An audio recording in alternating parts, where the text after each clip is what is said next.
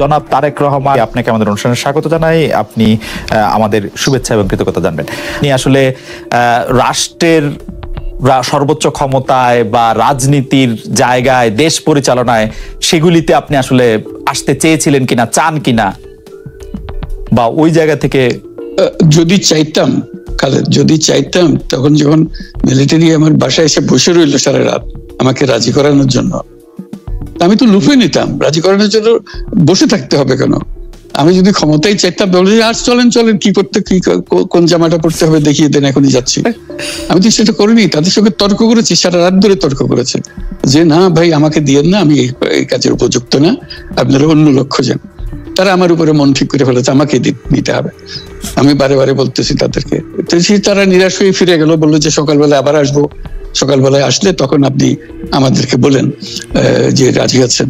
আমি বললাম না, সকালবেলা আসলে একই কথা পাবেন, কারণ আমি তো এটা এমন কিছু না যে মনের মধ্যে সন্দেহ রেখে, দ্বন্দ্ব রেখে আপনাদেরকে বলছি, অত্যন্ত পরিষ্কার ভাবে আপনাদের কাছে বলছি।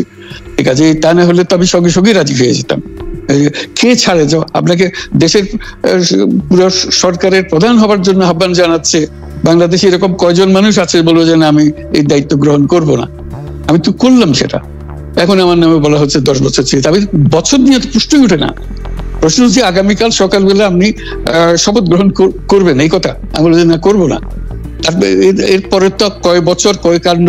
আমি 10 বছর দিয়ে কি করবোটা কি? আমি 10 বছর দিয়ে, আমি তো বলছি আমি এই কাজের জন্য নই। দেশে আমার দেশ পরিচালনা করা আমার দায়িত্ব না, আমার কাজ না। আমি জানি না এটা কিভাবে করতে হয়। আমি যেটা জানি সেটা করি। Make sense. আপনার মেয়ে মনিকা ইউনুস সম্প্রতি একটি সাক্ষাৎকার দিয়েছেন CNN-এ। সেখানে আমি তাকে একটু যদি অনুবাদ করি তাহলে সেরকম পড়তে পারবো, যে আমি তাকে উদ্ধৃত করছি যে কোনো এক সময় প্রধানমন্ত্রী শেখ হাসিনা ও ডক্টর ইউনুস একসঙ্গে কাজ করেছেন। আমি আশা করি সেই সময়টা আবার ফিরে আসুক, শুধু গ্রামীণ কিংবা সংশ্লিষ্ট সব প্রতিষ্ঠানগুলোর ভালোর জন্যই নয়। যদি তারা আবারও একসঙ্গে কাজ করেন তাহলে সেটা চমৎকার হবে।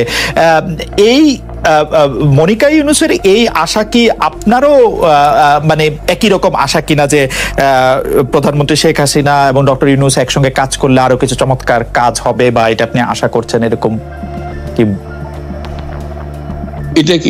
এটা কি এখন আমার জন্য করা যাচ্ছে না যে আমি নারাজ, যে করতে চাই না?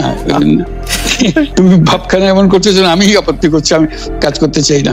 আমাকে যে বললাম চোর বদমাইশ করে রেখেছে, সেখানে কাজ করার তো কথাই উঠছে না।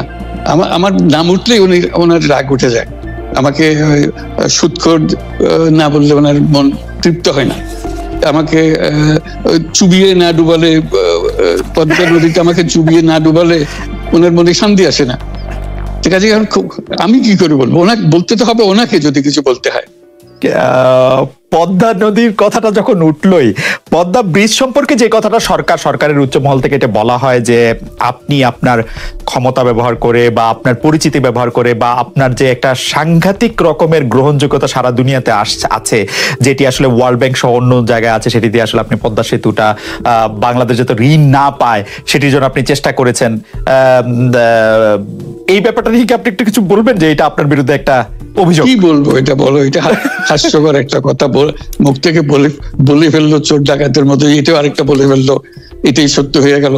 আমরা যে বারে বারে বিবৃতি দিলাম তখন এটা প্রশ্নই ওঠে না। আমরা বাংলাদেশের নাগরিক হিসেবে আমরা গৌরবান্বিত যে এই পদ্মা সেতুর উপরে আমরা একটা সেতু বানাতে পারবো, এটার জন্য আমরা সবাই চাই। কাজে এটা তো বিরোধিতা করার তো প্রশ্নই ওঠে না। কেন বিরোধিতা করবো? দেশে যে একটা বড় রকমের ঘটনা ঘটতে যাচ্ছে সেটা তো আমরা সবাই সমর্থন করেছি। বলেই চললেন। এখন একজনে বলতে থাকলে তো আমার করার কিছু তো নাই। উনি এত শক্তিধর যে এখানে আমার কথা তো কিছুই থাকে না। ওনার সব সরকারের যাবতীয় প্রচার যন্ত্র ওনার হাতে। আমার তো আমার গলার যত তীক্ষ্ণ। আপনি তো কথা বলেন না, বললে তো নিশ্চয়ই আপনার সাথে না। একটি প্রশ্ন আসছে যে পদ্মা সেতুর যখন উদ্বোধন করা হবে তখন কি আপনাকে নিমন্ত্রণ জানানো হয়েছিল? মানে রাষ্ট্রের পক্ষ থেকে এরকম বলা হয়েছিল যে আপনাকেও নিমন্ত্রণ জানানো হবে, বা আপনি মনে আছে কিনা? মনে পড়ে না এরকম করছে। আচ্ছা, গ্রামীণ ব্যাংকের আপনি যখন মানে গ্রামীণ টেলিকমটা আপনি প্রতিষ্ঠা করেন, সেই সময়ে গ্রামীণ টেলিকমের সাথে গ্রামীণ ব্যাংকের সম্পর্কের যে বিধিমালা, সেই বিধি কি আপনি যখন চলে এসেছেন গ্রামীণ ব্যাংক থেকে সেটি পরিবর্তন করা হয়েছিল? তো সেই পরিবর্তনটি মানে পরিবর্তনটির জায়গাটা যদি আমাদের একটু পরিষ্কার করতেন। পরিবর্তন ছিল যে আগে এটা নমিনেট করতে পারতো গ্রামীণ ব্যাংক, চেয়ারম্যান পদের জন্য একজন লোক নমিনেট করতে পারতো।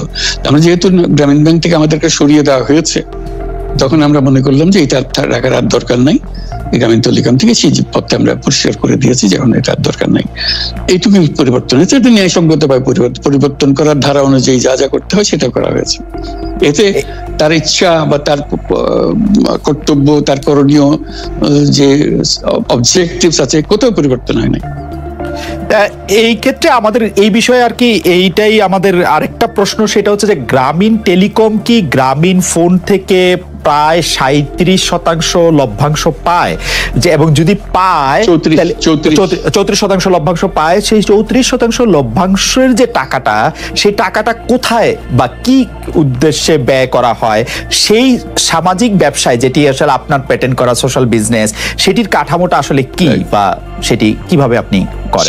সামাজিক ব্যবসা হলো এমন একটা নতুন ধরনের ব্যবসার চিন্তা, যেটা আমরা প্রমোট করছি, আমরা নিজেরা প্র্যাকটিস করছি।